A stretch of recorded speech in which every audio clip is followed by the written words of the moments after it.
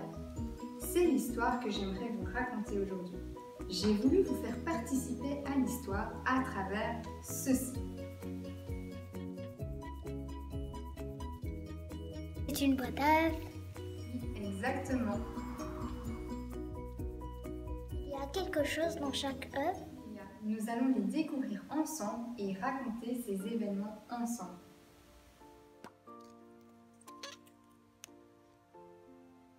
Un âne.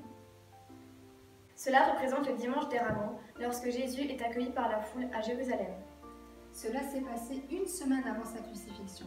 Toute la foule l'a accueilli comme un roi. Tous avaient entendu parler de ce que Jésus avait accompli. Et pourtant, une semaine après, tout change. Oui. Prenons le deuxième œuf. C'est des pièces d'argent. C'est l'argent utilisé par Judas. Les pharisiens voulaient piéger Jésus et ils ont utilisé un disciple de Jésus pour le faire. C'est difficile à comprendre. Une personne aussi proche de Jésus et qui a vu tellement de choses. Nous aussi, Célia, on peut être proche de Jésus et pourtant le décevoir. Prenons le troisième œuf. C'est du pain. C'est l'histoire de la semaine passée. Quand Jésus a lavé les pieds de ses disciples. Jésus a partagé le pain avec ses disciples. Cela rappelle ce que l'on fait lors du culte le dimanche, la Sainte Seine. Et tu as raison. On se souvient chaque dimanche, à travers la Sainte Seine, le pain et le vin, la mort de Jésus sur la croix. Mais surtout que Jésus est allé jusqu'au bout, pour toi et pour moi, tellement il nous aimait. Prenons le quatrième œuf. C'est une personne qui prie. Je ne sais pas qu'est-ce que ça veut dire. Souvenez-vous, après le repas, Jésus se rend avec ses disciples au mont des Oliviers. Arrivé là-bas, il les invite à prier avec lui. Maintenant, je sais, les disciples se sont endormis. Malheureusement, c'est bien cela. Face à tout ce que Jésus allait vivre dans les heures suivantes, il serait seul. Voici le cinquième œuf.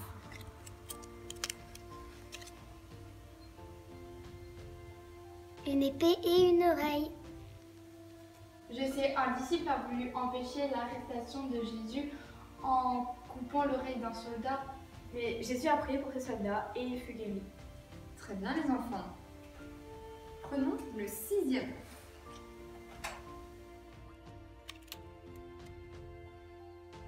Couronne d'épines. Cette couronne, c'était vraiment pour se moquer de Jésus, n'est-ce pas? Les soldats voulaient se moquer de lui en l'insultant, en le frappant, mais aussi en le nommant roi des Juifs. C'est là où Jésus va mourir.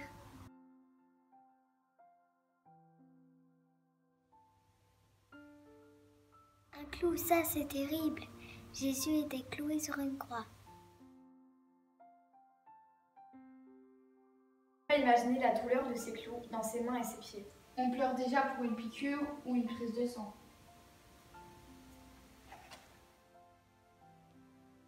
Du tissu.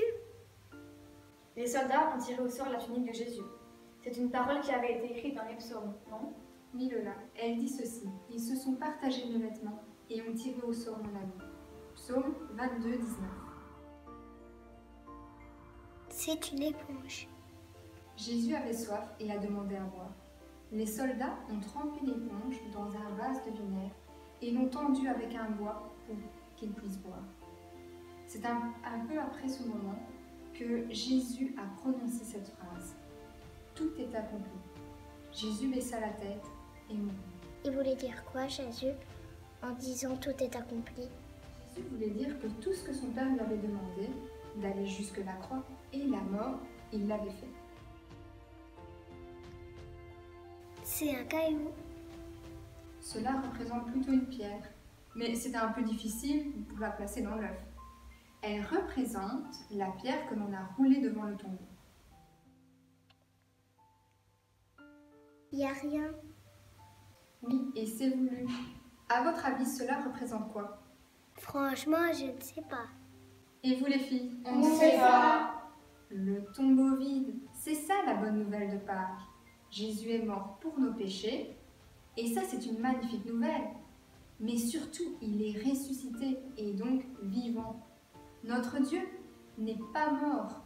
Quand on lui parle, on ne s'adresse pas à un mort, mais à Jésus vivant. Il nous entend, il nous voit parce qu'il est vivant.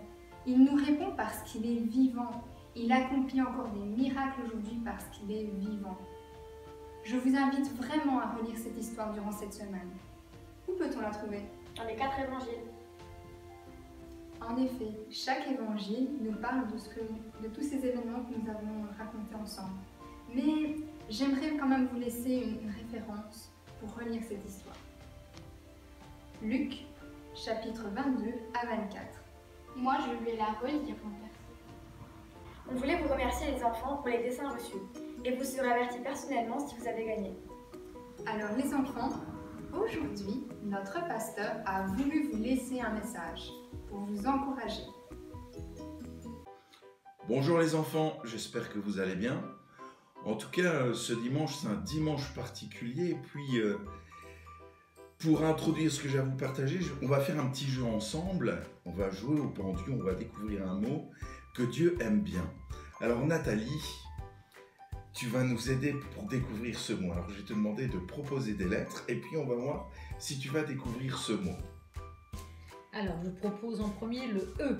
Le E, comme dans beaucoup de mots de la langue française, il y a donc un E. Un A. Il n'y a pas de A, Nathalie. Désolé, non? Un I. Il y a un I. Un O. Il n'y a pas de O. Un L. Il n'y a pas de L. Alors, un P. Il y a un P, en effet. Un R. Bravo, Nathalie. Même, c'est mieux, il y en a deux.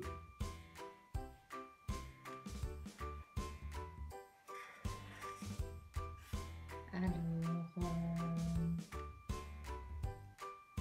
S. Là, tu fais très fort.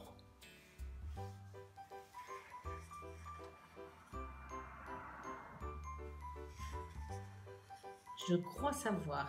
Tu crois savoir, Nathalie? Oui. Un U. Bravo. Alors, je suis sûr que les enfants avaient trouvé aussi ce mot. C'est quel mot, Nathalie? Surprise. Surprise. Surprise, et aujourd'hui, c'est une grande surprise. Dieu, il aime les surprises. Dieu, c'est un Dieu de surprise. À la création, en un mot, surprise, il crée le monde. À Noël, surprise, Dieu vient parmi les hommes. Il raconte des histoires surprenantes où c'est vraiment des surprises. Et ce dimanche, c'est vraiment le jour de la grande surprise. Alors qu'on l'a cloué sur une croix, alors que le monde de l'époque pensait en avoir fini avec Jésus, avoir triomphé, la grande surprise, c'est qu'il ressuscite, qu'il revient à la vie, parce qu'il était sans péché et c'était pas possible que la mort le retienne. Il nous réserve encore une très grande surprise, c'est qu'un jour il va venir nous rechercher. Mais j'aimerais te dire et j'aimerais vous dire en tant que votre pasteur aussi, que Dieu il a des réserves, des surprises en réserve pour chacun de vous et des belles surprises. Le meilleur choix que vous pouvez faire, c'est de le suivre, de l'aimer de tout votre cœur. Et Dieu, il a des surprises en réserve pour chacun de vous. Alors les enfants, je vous bénis. Et aujourd'hui, c'est particulier. La surprise, la vie triomphe de la mort. Alors, ce Dieu de vie, il veut se manifester pour chacun de vous et vous bénir. Alors, à très bientôt. Je vous souhaite une bonne journée en famille et mangez pas trop de chocolat. Merci David. N'oubliez pas que cette histoire, vous pouvez la retrouver sur notre chaîne YouTube et n'oubliez pas de la partager à vos copains. On vous souhaite de passer de belles vacances et on vous retrouve très bientôt. Bonjour les enfants. Bonjour Émilie. Bonjour Alpi. Bonjour à vous tous qui nous regardez. Quelqu'un peut me rappeler quel jour sommes-nous? Le dimanche de Pâques. C'est l'histoire que j'aimerais vous raconter ce matin. Mais c'est pas vrai, sur le Exactement.